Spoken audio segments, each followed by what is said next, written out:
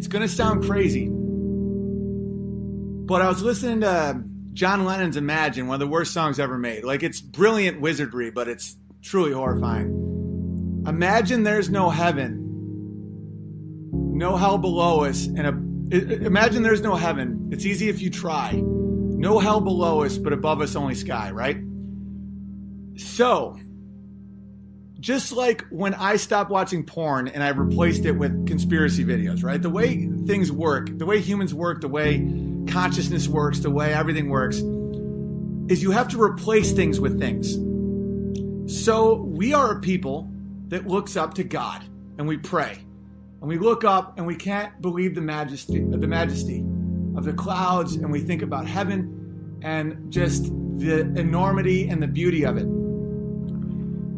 Imagine there's no heaven. It's easy if you try. No hell below us, above us only sky. So we took the action of looking up and seeing God, and we don't see God up anymore. We see empty space coupled with infinite possibilities. It's the ultimate wizard spell. Because Isaac Asimov, and according to Vox Day, his son is like one of the worst pedophiles in history. A lot of these sci-fi guys are fucking awful human beings, by the way. So you have all these wizards, these high-level wizards, and they'll phrase it in ways that'll blow your fucking mind. Where they're like, this blew my mind when someone said that there's more galaxies in the universe than grains of sand on all the beaches in the world. So you think, a galaxy is full of solar systems that are full of planets. I mean, even if you have a bunch of planets with nothing on there, it's like the odds that there's another planet like us or another planet like, it could be anything, right? In your mind now, it goes infinite. It goes, anything you can imagine is there. All the grains of sand in all the beaches. There's more galaxies than that. But it's also completely void of everything. Like the space between it's like 1 light year is the distance that light travels in a year. That's 186,000 miles a second.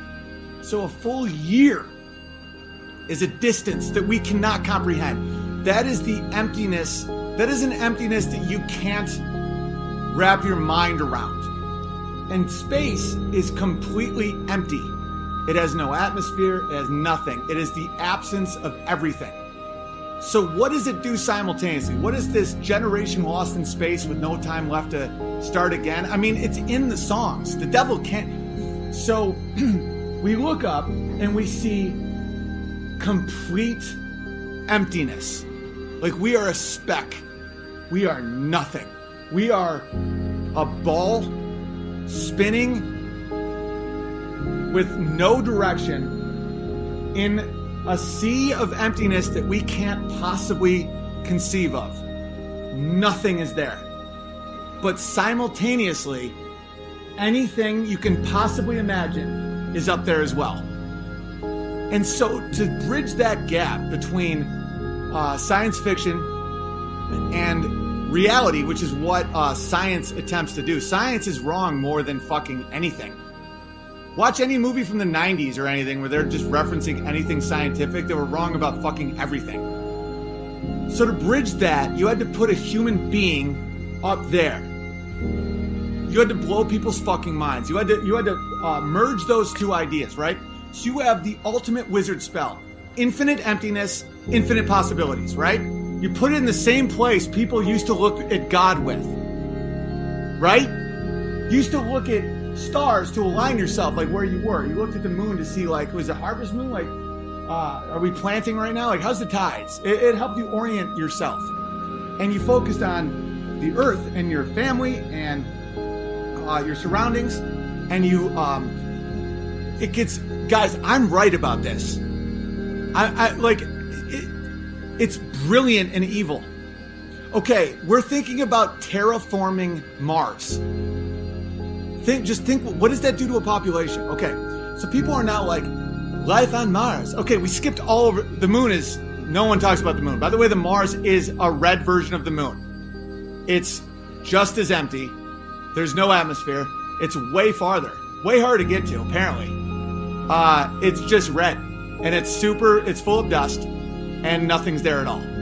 But yet now everyone's like, gotta get to Mars, right?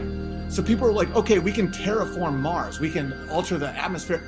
No one's doing that to fucking Greenland. No one does that to fucking Alberta. You know how much land on Earth? Earth is designed. Earth is perfect for human life. The amount of oxygen and carbon and all that. What are we saying? We are killing our Earth. We are killing it, and us being here is ruining our mother. We are carbon emissions. This will be uninhabitable, so we will have to go to Mars? If you think Earth, like, we could detonate all the fucking atomic bombs we've ever made. It would be a utopia compared to anything you could possibly do to Mars.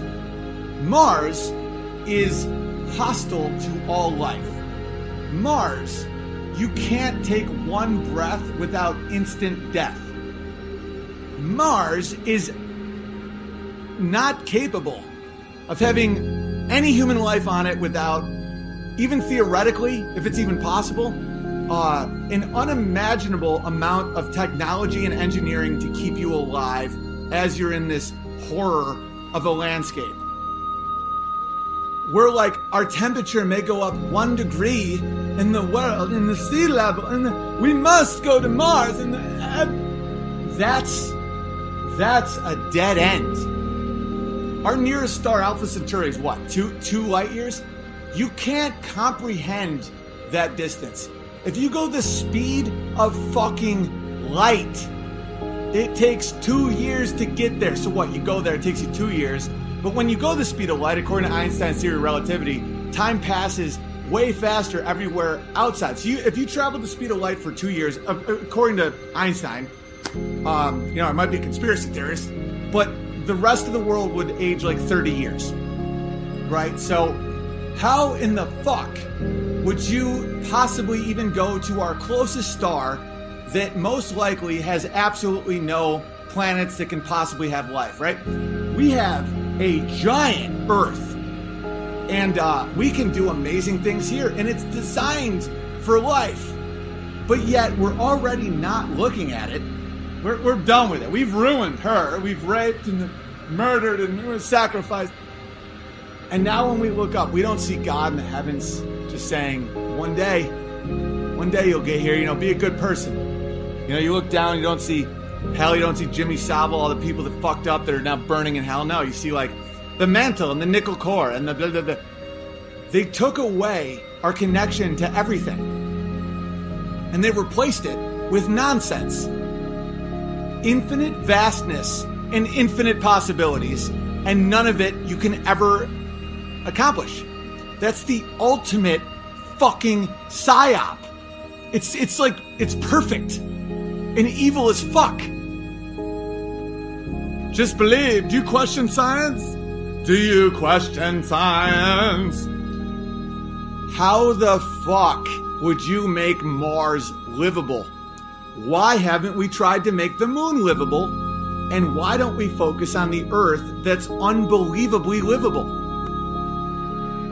We're just so enamored with these fucking wizard priests that don't know shit about science. I know more about science offhand than some of these wizard priests.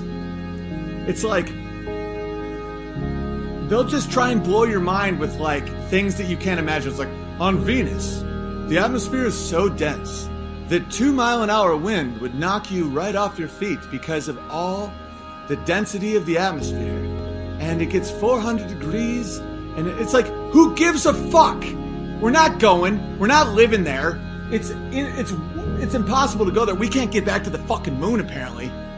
We never went to the moon, guys. The Matrix is everywhere. It is all around us. Even now, in this very room. You can see it when you look out your window or when you turn on your television. It is the world that has been pulled over your eyes to blind you from the truth.